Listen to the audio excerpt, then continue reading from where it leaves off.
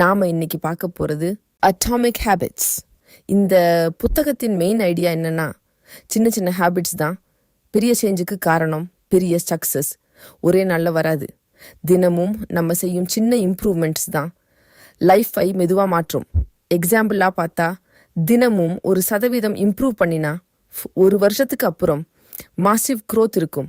அதே மாதிரி தினமும் 1% நெக்லெக்ட் பண்ணினா லைஃப் மெதுவாக கீழே போக ஆரம்பிக்கும். ஸோ சிம்பிளாக சொல்லணும்னா, டெய்லி ஹேபிட்ஸ் தான் உன் ஃப்யூச்சரை டிசைட் பண்ணும். Goals versus systems. இது என்ன சொல்லுதுன்னா, உன் லைஃப்பை மாற்றணும்னா கோல்ஸ் விட சிஸ்டம்ஸ் தான் முக்கியம். ஒரு எக்ஸாம்பிள் பார்க்கலாம். அருண்னு ஒரு பையன் இருந்தான். அவனுக்கு லைஃப்பில் பெரிய சக்ஸஸ் ஆகணும்னு ரொம்ப ஆசை. ஆனால் அவன் என்ன பண்ணான்னா, ஒரு நாளில் ரொம்ப பெரிய சேஞ்ச் பண்ண ட்ரை பண்ணான். 2 நாள் நல்லா பண்ணான். ஆனால் அதுக்கப்புறம் அப்படியே விட்டுட்டான். அப்புறம் ஒரு நாள் அவன் ஒரு அட்வைஸ் கேட்டான். நீ டெய்லி 1% மட்டும் இம்ப்ரூவ் பண்ணினா போதும்னு.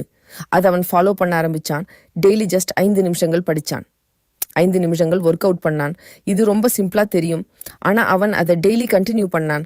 6 மாதம் அப்புறம் பார்த்தா அவன் சேம் அருண் இல்லை, ஃபுல்லாக சேஞ்ச் ஆன ஒருத்தன். ஸோ இதிலிருந்து நமக்கு புரியிற விஷயம் என்னென்னா, பிக் கோல்ஸ் விட டெய்லி ஃபாலோ பண்ண சிஸ்டம்ஸ் தான் உன் லைஃபாக ரியலாக மாற்றும். Next chapter, identity based habits. இது ரொம்ப பவர்ஃபுல் கான்செப்ட். இந்த ஐடியா என்ன சொல்லுதுன்னா, நீ என்ன பண்ணுறன்னு விட நீ யார் ஆகுறன்னு தான் முக்கியம். நம்ம யூஷுவலி என்ன சொல்லுவோன்னா, நான் படிக்கணும்னு. ஆனால் அதை கொஞ்சம் மாற்றி நான் ஒரு டிசிப்ளின்ட் பர்சன்ஸ்னு சொன்னால் உன் ஆக்ஷன்ஸ் ஆட்டோமேட்டிக்காக சேஞ்ச் ஆகும். அதே மாதிரி நான் ஜிம் போகணும்னு சொல்கிறத விட நான் ஒரு ஃபிட்னஸ் பர்சன்ஸ்னு நினச்சா டெய்லி நீ பண்ணுற டிசிஷன்ஸ் எல்லாம் அதுக்கு செட் ஆகும். இதில் மெயின் பாயிண்ட் என்னென்னா, ஹேபிட்ஸ் கிரியேட் பண்ண ட்ரை பண்ணாத, ஃபர்ஸ்ட் உன் ஐடென்டிட்டியை சேஞ்ச் பண்ணு. நீ என்ன சொல்லிக்கிற அதுதான் உன் லைஃப் ஷேப் பண்ணும். ஸோ சிம்பிளாக சொல்லணும்னா, நீ என்ன செய்யறன்னு விட நீ யார் ஆகுறன்னு தான் உன் ஃப்யூச்சர் டிசைட் பண்ணும். Next chapter, habit loop. ஒரு ஹேபிட் எப்படி கிரியேட் ஆகுதுன்னு இந்த கான்செப்ட் எக்ஸ்பிளைன் பண்ணுது. ஒரு ஹேபிட்க்கு 4 ஸ்டெப்ஸ் இருக்குது. Cue, craving, response, reward. First cue. ಇದು ಧಾನ್ ಸ್ಟಾರ್ಟಿಂಗ್ ಸಿಗ್ನಲ್. ಓರು ಹ್ಯಾಬಿಟ್ ಸ್ಟಾರ್ಟ್ ಆಗುರ ಫಸ್ಟ್ ಟ್ರಿಗರ್ ಇದು. ಎಕ್ಸಾಂಪಲ್ಕು ಅಲಾರ್ಮ್ ಸೌಂಡ್.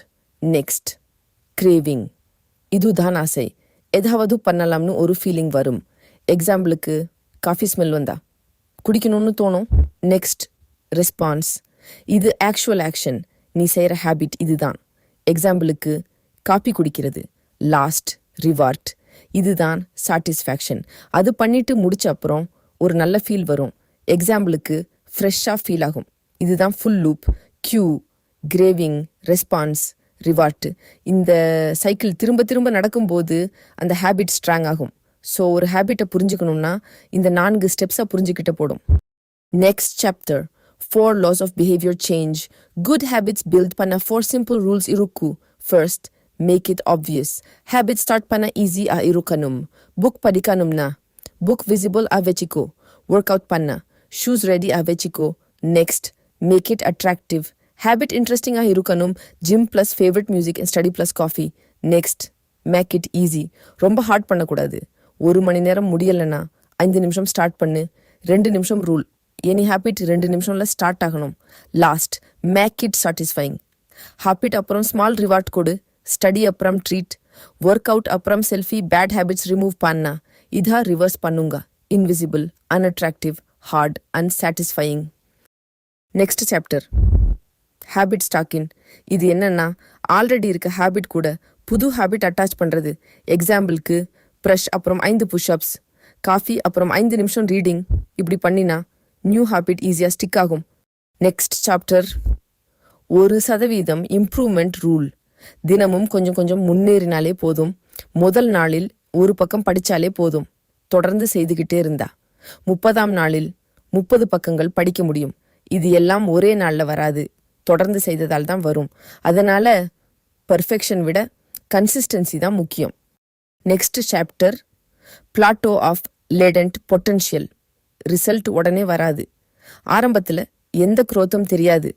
ஆனால் தொடர்ந்து செய்து கொண்டே இருந்தோம்னா ஒரு நிலைக்கு அப்புறம் திடீர்னு பெரிய ரிசல்ட் வரும். அது வரைக்கும் நடுவில் விடக்கூடாது. Next chapter, environment power. Will பவரை விட என்விரான்மெண்ட் தான் அதிகம் ஸ்ட்ராங். ஃபோன் கிட்ட இருந்தா டிஸ்ட்ராக்ஷன் அதிகம். டெஸ்க் கிளீனாக இருந்தா ஃபோக்கஸ் நல்லா வரும். அதனால நம்ம என்விரான்மெண்ட்டை சரி பண்ணினா ஹேபிட்ஸும் ஈஸியாக மாறும்.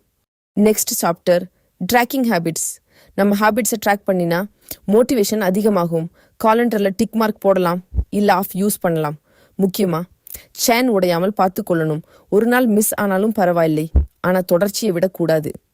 நாம் இப்போ வரை பார்த்தது ஃபைனல் லைஃப் லெசன்ஸ். பெரிய சேஞ்ச் எல்லாம் ஒரே நாளில் வராது. சின்ன சின்ன ஹேபிட்ஸில் தான் இருக்குது.